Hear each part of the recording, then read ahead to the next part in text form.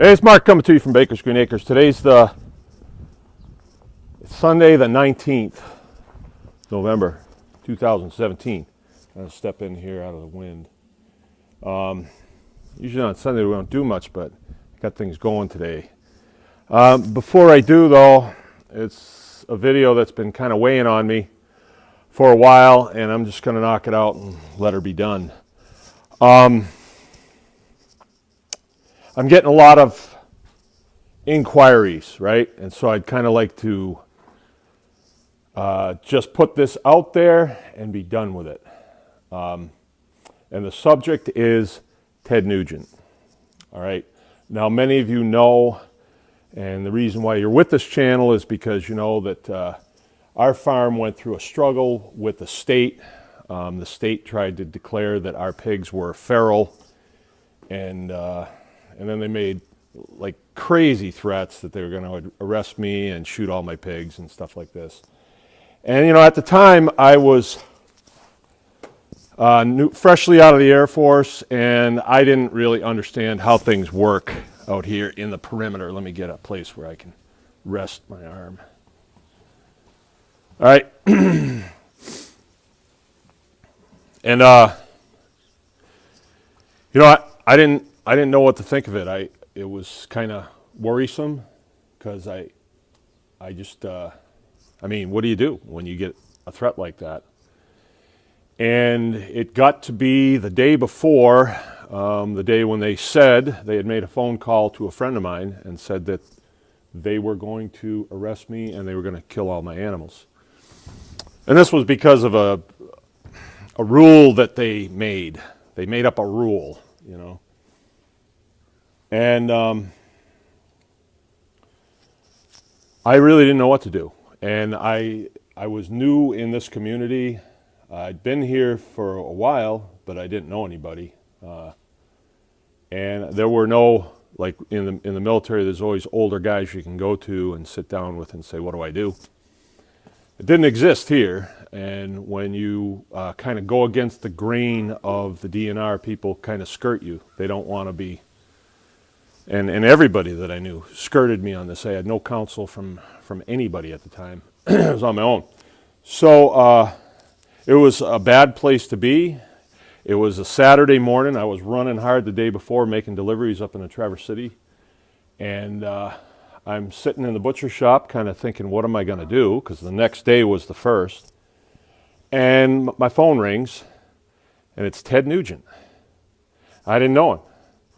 I knew the voice, but as a kid, I didn't even listen to his music. I mean, I don't know why. I just didn't. But I'd seen a couple of things with him in it, NRA things, I guess. So I knew who he was. And he was an older guy, and he called me, and he said, gee, I hear what's going on, and, you know, what are you going to do? And, you know, he consoled me a little bit. He really appealed to my sense of lack of camaraderie at the time, and I appreciated that. And I had known that he was a big advocate of veterans, and being a veteran, I thought, well, that's why he was doing this.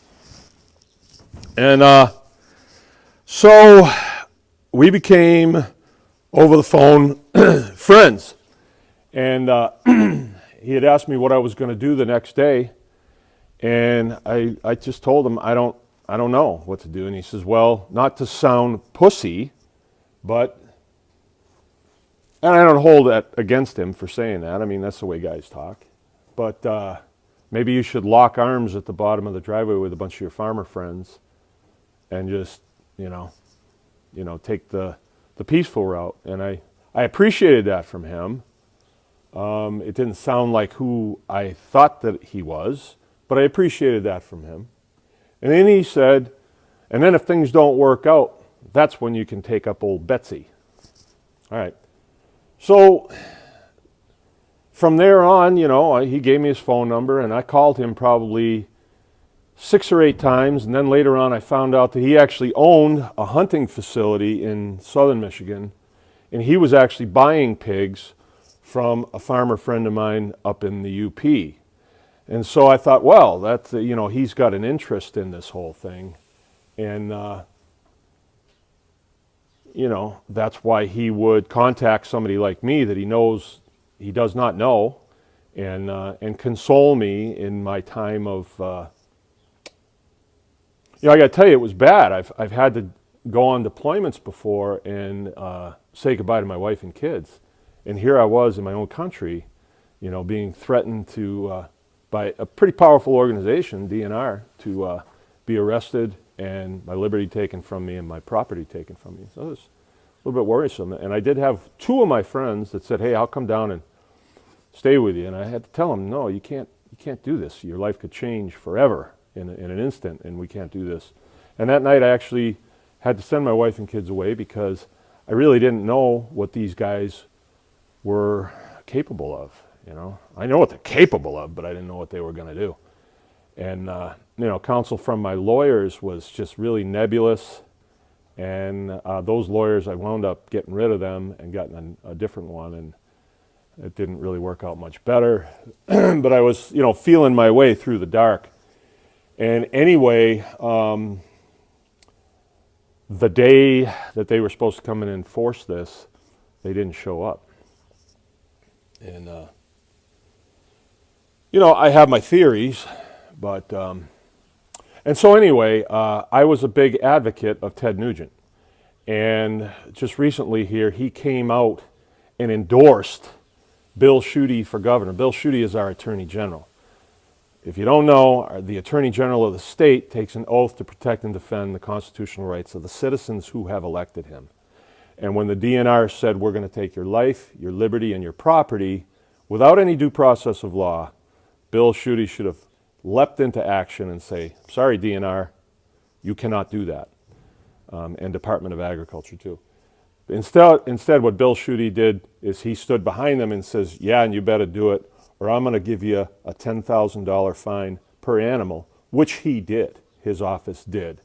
And then they assigned 3 lawyers to the case, and they did all kinds of things like not showing up for trials and just prolonging everything. And then at the 11th hour, when we were about ready to get this thing settled before God and country in a court case, he moved for a dismissal, and the judge bought it, and the case was dismissed.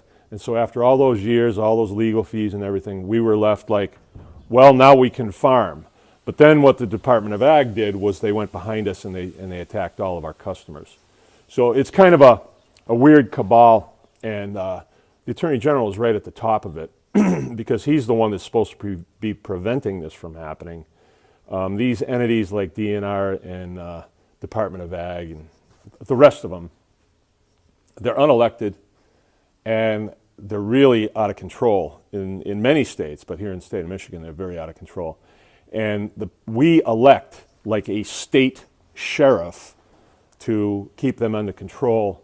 And our Attorney General, he fans the flames. He holds the light for them, when they're picking through your stuff. And so now that Attorney General, Bill Schuette, wants to be our governor. The last governor had was bad enough. It was his staff actually that was persecuting me. The DNR and all those, they work for the governor. They're almost like contractors to do what they want getting done. And, you'd think that he didn't even live in this state, because when we tried to contact, never anything in return. It was just, do it our way because we friggin' say so. That's the way it was. Well, anyway, I'm coming up on 10 minutes here, so I got to cut it off. They don't let me go any longer, but I'll pick it up on the other side. But I want to tell you this and just leave it. I'm not trying to get anybody to do anything. I just got to get the information out there because a lot of people are asking me. So stand by. I'll come back on the other side.